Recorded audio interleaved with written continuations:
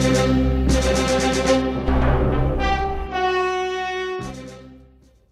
everyone, Soundwave84 here with my fans pick video for the week. I know I am a few days late on this, but my internet has been really crappy. I've been able to post a few things here and there, but I've not really been able to upload any videos. So that's what happens when you have WoW. It's WoW because it sucks. Alright, so before I get into the top 10 of this list, I'm going to go ahead and pose my question for next week's video, which you have a short amount of days to actually pick on this one. I'm going to put a link in this video up here somewhere, just click it. And who is or was your favorite Transformers comics publishing company? Was it Marvel?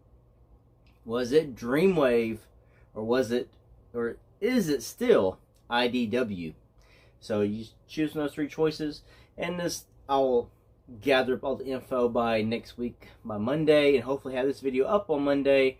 But it depends on how my WoW internet does, because it has really been crappy all week long. Alright, so this week's video here is your top 10 G1 Transformer toys. So I asked this question last week, and this is the results, or these are the results of that question.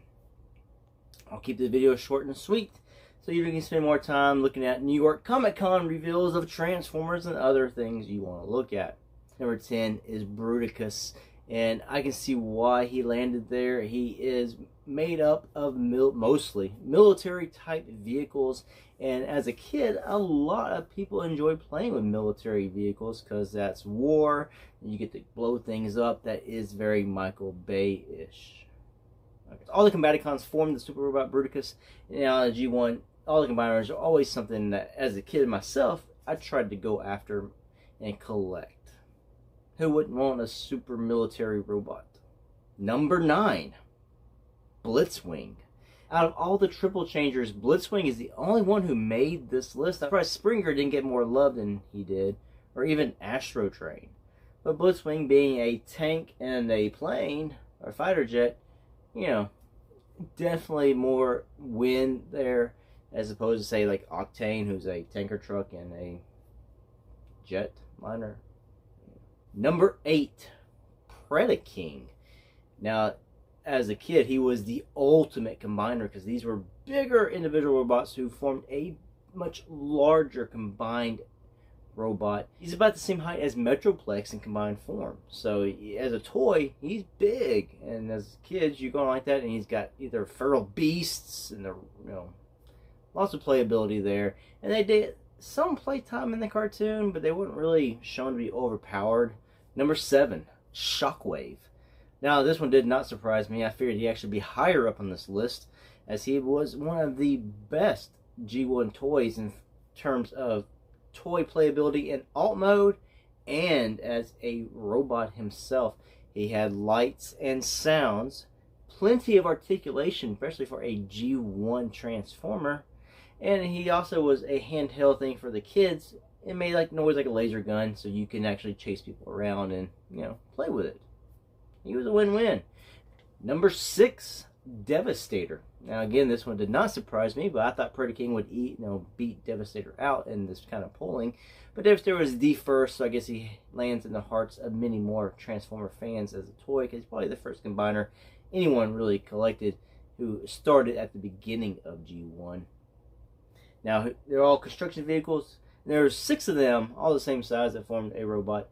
And I would say overall he is the more fiddly robot. One is more likely to fall apart on you as you're playing with it, because he's just sort of this, it's not tab, but they're frictioned in certain spots on the legs and the arms, and probably more prone to breakage too. I went through plenty of hooks as a kid, and probably plenty of Mixmasters as well. Number 5, Grimlock. And now this one I'm not surprised by. He is a dinosaur, a T-Rex, and he got lots of love in the cartoons. So if you watch the cartoons, you're like, yeah, I'm buying that toy.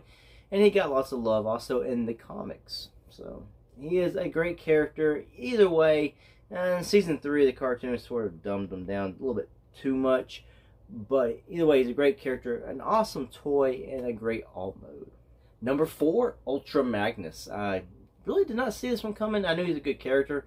The toy is just a glorified Optimus Prime with super armor, and he could carry the robot. So I see playability in him as a kid. He's a car carrier, and he also was a large robot himself, about the size of Omega Supreme. He was a big bot, and something you could really play with. But as a kid, I honestly got tired of having to do all the parts forming. Of course, you had to put them together and put all the parts on them to make them this way. I got to where I honestly just started using crosshairs as an ultra. I'm going on a little rant here, but it was too much sometimes to do a quick play. You're trying to play around, you want to put Ultra Magnus in robot mode, and you're like, I gotta put his fist on, his missiles here, his head here, chest piece here, it's just... Number 3, Optimus Prime. Now, I did see this, and probably see that number 3, I thought he might be 1 or 2, but he had the trailer, so you can actually store some of the vehicles into the trailer, playability there, sort of like Ultra Magnus' car carrier, and he also was the Autobot leader, and he had awesome characterization in the cartoon, alright in the comic books, and you wanted Optimus Prime for that. He also came with his compact deck. The trailer opened up, you had roller, it had a computer system, so you can use it as a mobile base as a kid. Lots of playability going on there with your Optimus Prime. Number 2, Jetfire. This one I did see being in the top 5. It is Jetfire. He was probably one of the cooler G1 toys, along the lines of Shockwave, where he had more posability, articulation, and just an awesome, cool look. Of course, he came over from a different toy line in a way, so that's why you had the whole problem with him being in the cartoon and showing up in Japan's stuff. But overall, he was an awesome toy. One I never had as a kid and always wanted, but one of my friends down the street had him, and I'd always want to go there and play with his Jetfire and his Megatron. Number 1, the most picked G1 Transformer is Soundwave. That's my channel. That's what I base my channel off of. Soundwave, I guess the playability factor comes into play here with all the cassettes you could do. Storm his chest, pop out. He had awesome characterization in the cartoon. He had a decent characterization in the comic books. He was an awesome character, had that awesome voice that everybody always seems to remember. Probably most about him is that he had that voice, and he had little cassettes that would transform. So you had lots of little minions for him to go with, and you had a cool little transformer that you could just fold up nice and neat, put in your pocket. He was a decent sized transformer, and an easy one to transform back and forth repeatedly. So that was the top 10 G1 Transformers as picked by you, the fans, and the people who watch my channel. So I want to say thank you for doing this. That's just something I wanted to start, just to gauge where people who watch my channel are in this. And I'll repeat my question for next week. Is a poll. It already popped up in this video. Go back and find it. You also can just leave an answer down in the comments below. What is your favorite Transformers comic book publishing company? Was it Marvel Comics? Was it Dreamwave? Or was it IDW? And I want to say thanks for watching. Till the next one. Peace out.